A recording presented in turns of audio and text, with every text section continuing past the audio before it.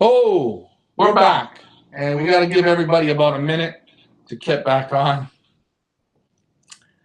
So we're just going to hold off here as we start back. We had some great questions. Guido had posted. There was a comment there I just wanted to get to. I was just about to read it. And she cocked up and kicked us out. I can't get it back. So what I'm going to do, everyone that posted the comments that I didn't get to, if you can just repost them, we're going to start it back up again. So I think we were talking about one-time wonders, and great if you have a one-time wonder, but you won the money. Great. Welcome back. Yeah. But let's see what the performance is in the past. Can I ask you a question? One-time wonder, you know, like I say, all these people are coming back on. I have a question for you. Mm. You win today with your one-time wonder. I mean, it feels good. It was a 4-race series.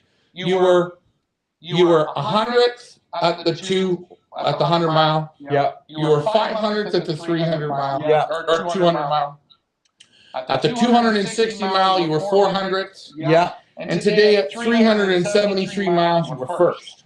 Yeah. The Birds won you $28,000. Right. And I introduce you to Glenn.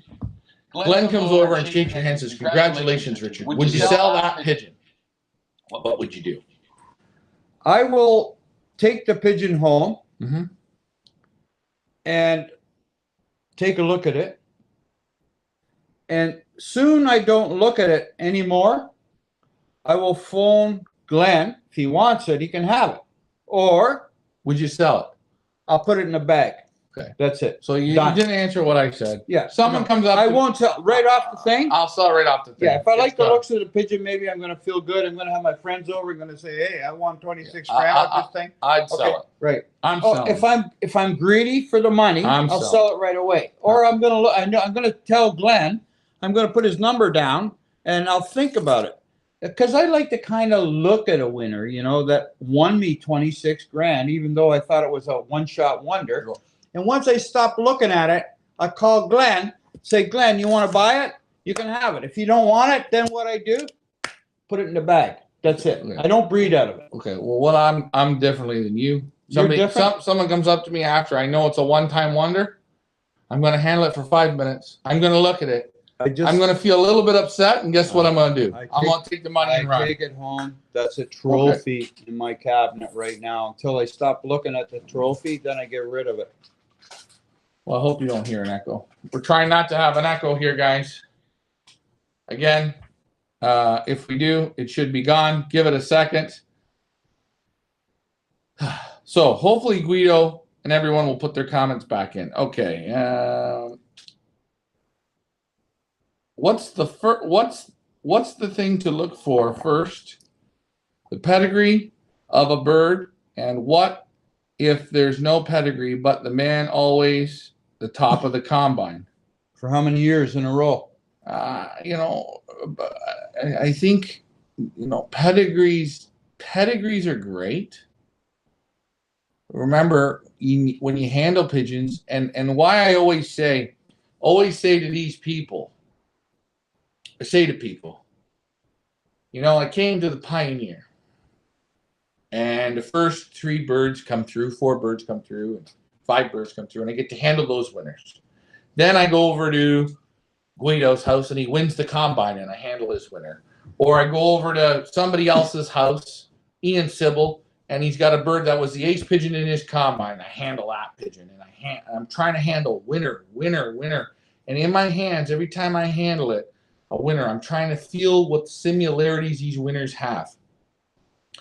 I like first to handle a pigeon and say, "Boy, this thing feels like a machine. It feels good this way, this way." Then I'm looking at the pedigree. If you look at a pedigree before you handle a pigeon, you're going to buy the pigeon and you're not going to use your hands at all. And I think you've got to use a bit of those hands. I rarely handle donkeys that are supers. You know, I don't want to be advertising any one particular person. Oh. But if you have birds that come into this our particular one-loft race, that we treat the birds like they should be, properly trained and race. And then you take a look at certain individuals that have participated, and they're always right in there. Maybe didn't win a race, but the birds got the speed averages.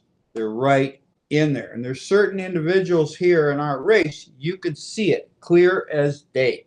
Right. Right. Okay. Remember, also finish your beer so we can get another beer. Okay. This race that we do is a very challenging series, very real. It's a lot of testing. Again, those birds did about 2,600, 2,700 miles. They went in the basket 50 times for training, and 13, what is that, 63 times down that road. Okay? They had to compete in all different weather, all different obstacles. They had a smash. They had everything. Birds that finish this race, you take them home, try them. Go out and breed out of them. Go out and breed out of them. Give them a try. Those birds that finished on that day, tremendous pigeons to finish on that day, on Saturday. The wind was such good, strong headwinds. The birds had to work their balls off. And I'll tell you, you ask the people, you ask Claudio, Mark Carnwell, Frank Eichhorn, Bert, they were here. Wally Bielek. Go and take a look at the pigeons that were in the loft. They looked like the tank was burnt. They had no more to give. They gave their very best. I like to see that. The next day, they bounce right back. They look like $1 million. That means they rebuild very, very, very good. We're doing the show. Are you participating here? Or what are you doing? Again, get on this thing. And we got people watering cats and feeding cats. I don't understand this. I say, grab a beer, watering cats. What annoys me, folks? Stupid moves. That's why. 318 miles, he didn't have them like I did.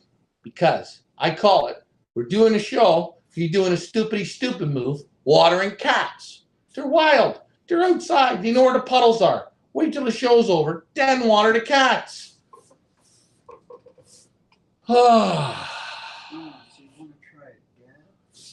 We're gonna compete against a dab. Now get the other glasses out of there now.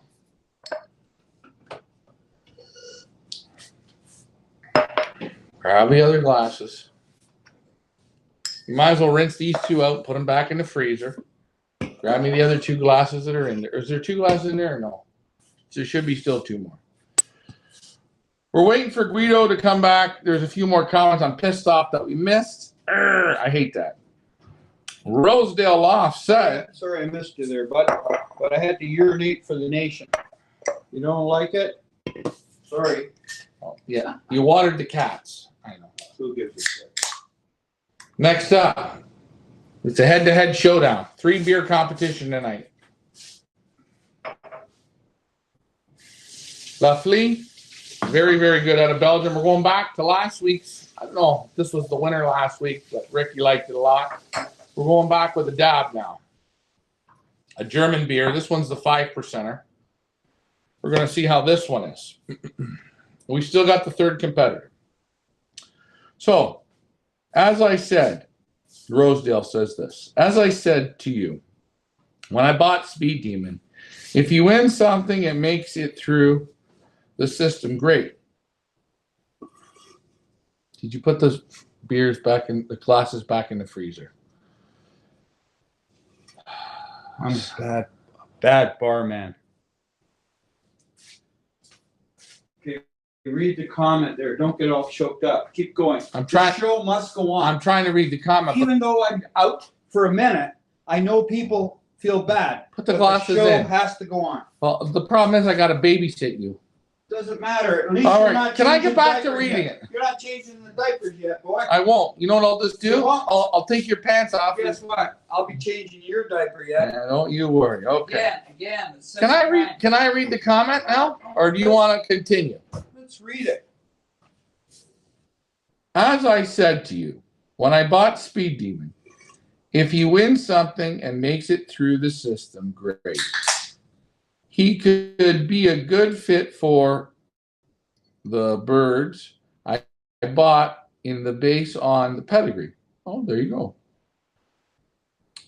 Making extra dishes for Mom. No, we're not making any dishes. These are beer losses. There's no dishes. Okay. We're waiting for the other people to still come on. Nobody's coming on. Question. Maybe the people tuned out. That really irritates me.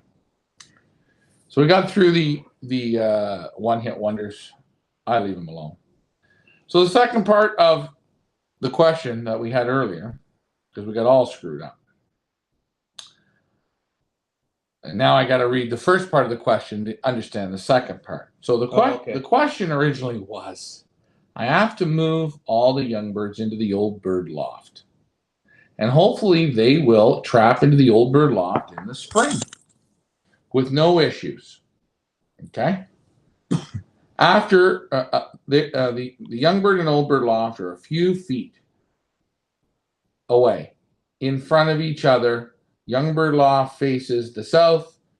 The other loft faces the other direction with a gate in between them. Ricky, is it going to be hard? Not going to be hard. How long does it take you to get him to jump ship?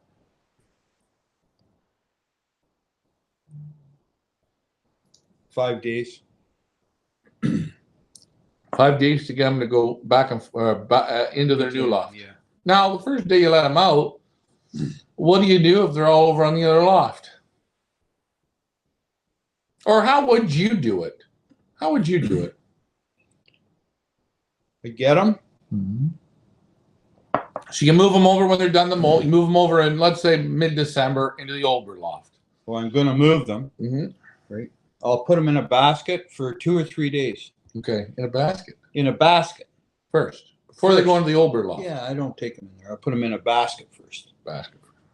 I don't feed and water them for 3 days. 3 days. No food, no water. No food, no water. That's it. Then I take them and put them in the new loft. Okay, the old bird loft. Wherever they're going to be. Mm-hmm. And I give them about half a portion of the feed. Cut the ration right back. Right back. Okay. And then the next day when I go in, mm-hmm. those suckers will be looking for me. Right. Be crawling the wire. Right. Then I feed them a little more. Right. Right. And I do the same again.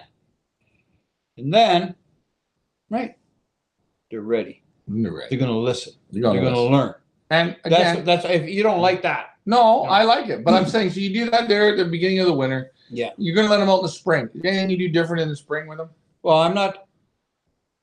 If we're going to break them in the spring, yeah, I could just throw them in there and just let them eat a bit, cut back the feed, let them sit on my shoulders, let them, you know, when you open the door up, yeah, you got to kick them. And you basically got to step on them to get in. Yeah. That's what I want to see. Right. That's what I want to see. Right. And when I open the door up, mm-hmm. the suckers fly out the door and fly back in because they know I'm feeding. Right. So that's how I do it. Basically, when you go into feed, they say, "Hey, how the hell are you? Where the hell have you been?" Yeah, and I do it through feed. In other words, 9 times out of 10, when you go to move them now, right, they're fat like pigs. Right. They don't need to eat for friggin' 5 days. Right. So you get them nice and, you know, it's like, what's his name? What's his name there? Ozzy. No, not Ozzy or the fellow there with the Dairy Queen there. What was his name? Chris Beeman. Chris Beeman. Said you don't feed the pigeons before breeding or water mm-hmm. for what? 7 days. 7 days. He made it his point a week before he put his birds together for breeding. He went to Europe for a week.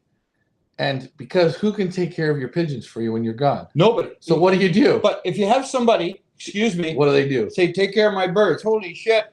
You can find a feed in there. You could roller skate on the peas. You can, what? Oh. So what did he do? Oh, I don't feed peas. But, okay, you know, that's what he did. What did he do? He took it out of everyone's hands and he said, I'm going to get them into the weight I want. No food, no water. Now, guys, remember, take from this what you want. That's right. And he did this once a year. He didn't do this every 2 weeks. Before breeding. Right. Okay. Excellent. But I'll break those pigeons in no time. No time.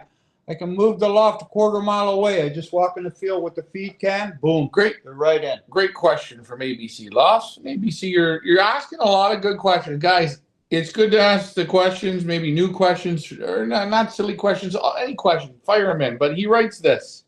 Can I feed pigeons 100% deer corn all winter long? Well, what do you think, Ricky? Number one, does he really know what he's feeding? Deer. Is it deer corn? We don't know. We don't really know. Okay. I don't know where he's getting Let's say, let me, There's a lot of imitation. Let me ask you something. Let's say he's feeding cows corn. Let's say he's feeding popcorn. Let's say he's feeding corn from the co-op. Mm-hmm. Could you feed corn 100% all winter long? You could. You could. I like to mix some other grain in there. I like to do it because I don't like to eat bread all the time, or you know, I like to mix. What would you put in it? What would you put in a winter? I put some barley in. I put some wheat in, and I might put a bit of safflower in, or sunflower. Yeah, if they'll eat. Yeah, sunflower, the small sunflower seeds, small ones, right? I put that in, and I think you're going to get a nice molt on that. You know what? They're going to stay healthy, and remember,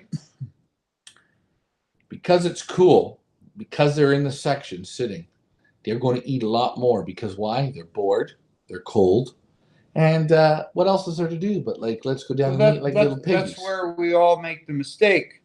They all want to be a little piggy, and that's very bad. You should almost just say, okay, you know, my judgment is in the pail, that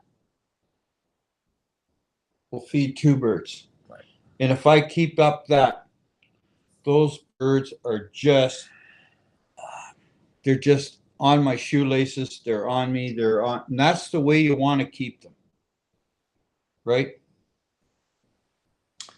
Henry writes, and this is a word, deer corn has molasses on it and not recommended for birds.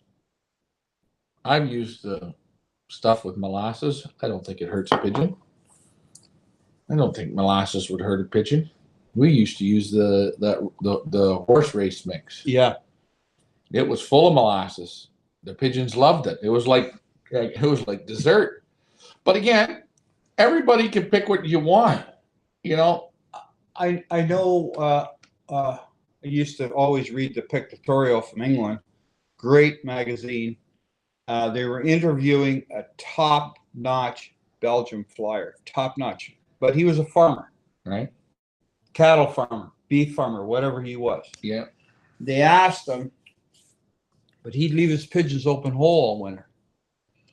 They said, do you give your pigeons anything special or more feed in the winter for your top-notch birds? He said, yeah. All I do is feed the cows a little more. I mean, yeah, he was open holing, and for people that don't understand, he had his pigeons opened all winter. And they were flying in the cow paddock. Yeah. They were eating oats through the manure. Out of the cow manure. Right. And he was a top-notch guy. Rosedale Loft says, I think you need a mix for the different minerals and vitamins. Yeah, guys, you know, you can give them different grits. You can give them veggies. You know, you can give them the minerals. We were talking feed. Thank you. You guys, do you see what I got to go through on a weekly basis here? It's just one thing after the other just disappear. It pisses every 2 minutes, for Christ's sakes. What are you, a camel? Yeah, grits and minerals are great. No. The Bayer's got it. The Versalaga's got it. They all got their little minerals and stuff. You can use all that. Again, veggies are great. Brian Maynard, greetings from Wisconsin. How is the cheese doing in Wisconsin, Brian? We're still waiting for Guido to come on to post his comment. I haven't seen it. But, yeah, minerals, grits and minerals in the winter are good. You don't have to go out and feed the heaviest high-price grains out there. I don't think you do. Whatever. And again, if you want to every once or a week or twice a week, give them a little treat, a little bit of wild bird seed or a little bit. Okay, great. But you don't have to get all crazy. One thing you do got to watch, don't overfeed them. Don't get them fat like pigs. They'll get fat on barley. They get fat on wheat. They get fat on corn. They get fat on the Versalaga Super Light Mix. They will get fat. So watch. Google says straight corn is empty calories. Is that true?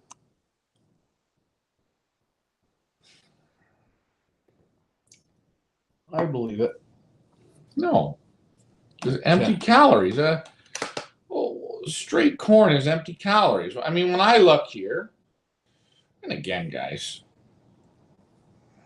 well, I don't know. How do I get your internet? This internet's bad on this thing. That's my new phone. It's just like it's a big piece of junk. Yeah. It's a little bit strange. I don't know. I like the carbohydrates in the corn. That's why I use it. And I think the birds love it. Well, you don't even have Google on here. Wow. Google. Let's look. Not in the Google. You're not on the Google, no. Why would you be on the Google? No. Because Google. You are. Google okay. and I don't want to do this. Just forget it. Next time we'll do it. I don't know. I need stuff that works here. One person. Anyways, why would you feed straight corn? I don't know. I just give them. Give them a little mix. Some safflower. Hey, you know what? I'll take that. Can I ask you a question? You go to the store. The guy says, "Hey, I got a bag. I got a bag of rice, or I got a bag of this. It's broken. Hey, give her to me. I'm gonna feed it." I'll take that feed and I'll take the canola oil and I'll put some in. I'll mix it up, canola oil. Then I'll take some Vita. I'll throw some Vita on there, pink Vita mineral. Right. Throw that on this corn, wheat, barley mixture, and I'll throw on some of the sulfur. Throw some sulfur on. Mix her all up. Get her all going together. Bang. In the wintertime, I'll take my birds out. Don't touch it. Don't go in there and feed. If they don't eat it, no feed. Sorry. You're not hungry enough.